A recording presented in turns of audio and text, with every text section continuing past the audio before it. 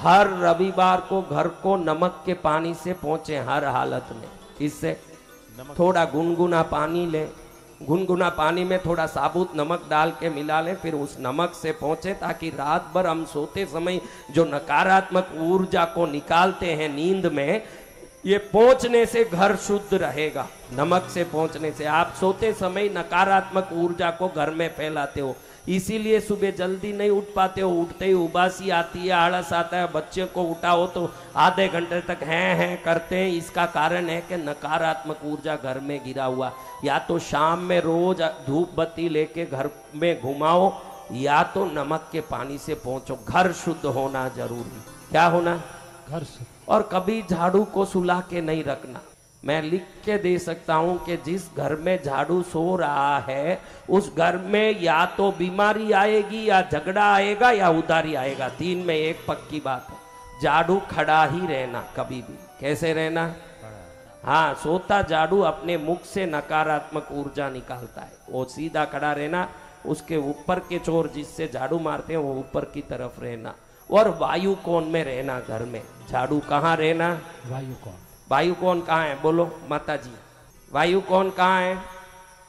पश्चिम उत्तर का कोना, north west. North, उस कोने में झाड़ू रख दो तो वो झाड़ू आपको बहुत सारी समृद्धि लाता है। मैंने कई बार कहा है, झाड़ू और नमक लक्ष्मी का चिन्ह है। इधर जो सुलाते हैं उसके घर में लक्ष्मी सो जाती है।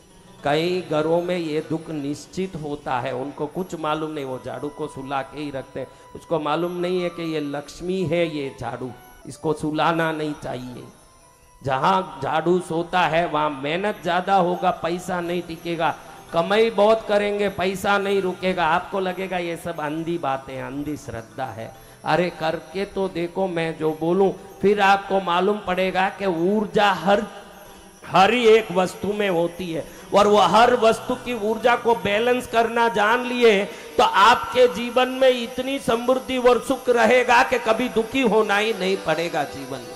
गुरुदेव को प्रणाम करते हुए नैनीताल से हेमंत जी पांडे ने प्रश्न किया है कि नजर दोष निवारण के लिए क्या करना चाहिए? शायद उनको नजर बहुत लगता होगा, तभी ऐसे सवाल ये लोग करते हैं। उनको ऑपरेशन हुआ तो उन्होंने ऑपरेशन का सवाल कर दिया सागरमल जी ने। जी गुरुदेव। और इनको नजर लगता होगा, इतने हैं सुंदर तो नजर लग ही जाता है। अभी नजर किसे कहते हैं? कोई बुरे भाव से हमको देखता हो, कोई बुरी दृष्टि से देखता हो, कोई भी ईर्ष्या जलन से देखता हो, तो वो ईर्ष्या जलन का तरंग हमारे शरीर में पड़ते ही हम बीमार पड़ते हैं, ठंडे पड़ते हैं, थक जाते हैं, बीमारी आ जाती है, कष्ट हो जाता है, नुकसान होने लगता है। कई देखो, हमारे कृष्णगिरी में बेंगलुरु के पास देवनअल्ली करके एक स्थान में एक महाराज जी ने बहुत बड़ी 11 फुट की प्रतिमा बनाई। कितनी बड़ी प्रतिमा? 11। इतनी सुंदर प्रतिमा, प्रतिष्ठा के पहले ही लोगों के दर्शन के लिए रख दी उस प्रतिमा को। अब 11 फुट की प्रतिमा यानी कितनी चौड़ी, कितनी ऊंची होगी। ऐसे कोई आदमी आके उसको ऐसे घूरा के इतनी अच्छी प्रतिमा, वो आदमी खड़ा खड़ा मुंह से बोल रहे इतनी अच्छी प्रतिमा, उसकी बुरी नजर ऐसी पड़ी, वो देवनअल्ली में जो मूर्ति बनी, ये सच्ची घटना बता रहा हूं, वो 11 फुट की मूर्ति 2 टुकड़ा होके गिर गई उस नजर से। अब पत्थर की मूर्ति पर ऐसे नजर पड़ सकता है तो संसार की क्या बात करें महाराज। आप सबको हर रविवार को नजर दोष निकालना ही चाहिए। अब ये पूछ रहे कि नजर कैसे निकालें? हमारे पूर्वज सब नजर निकालते थे। आजकल तो कहाँ कोई नजर निकाले, कोई नजर की बात करे। ऐसे कोई बड़ों के साथ हम रहते ही नहीं, हम अलग ही टाइप से जिंदगी जी रहे हैं, फ्लैटों में, वहाँ यहाँ, जहाँ कोई अच्छी चीजों का शिक्षा नहीं मिलता। नजर कैसे निकाले महाराज? बोलो आप, नजर कैसे निकाले? आप कैसे निकालते हो नजर? कभी निकाला नजर? कैसे?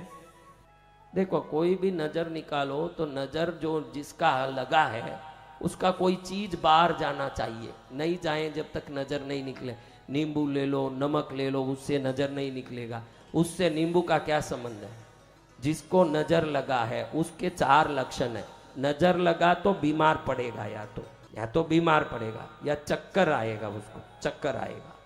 तीसरा, उसको नुकसान होगा, धंधे में, काम में नुकसान होगा। चौथा वो झगड़ा होगा उसके साथ कोई ना कोई, वो प्रेम से रहा किसी से, नजर हो गई तब से झगड़ा चालू हो जाएगा घर में। किसी ने नजर डाला, देखो पति पत्नी कितने आराम से रहते हैं, हमारे घर में तो ऐसा नहीं है, ऐसे सोचते ही इसके घर में भी झगड़ा चालू हो जाता है। होता है कि नहीं?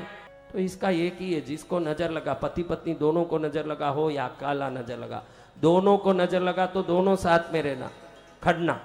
अकेले जिसको नजर लगा उसको खड़ाना। इनको या तो पूर्व मुखी खड़ाना, पूर्व को देखते हुए खड़ाना, या उत्तर मुखी खड़ाना। रविवार ही होना और कोई दिन नजर नहीं निकालना। कौन से बार? रविवार। रविवार को संध्या काल में इनको खड़ाना।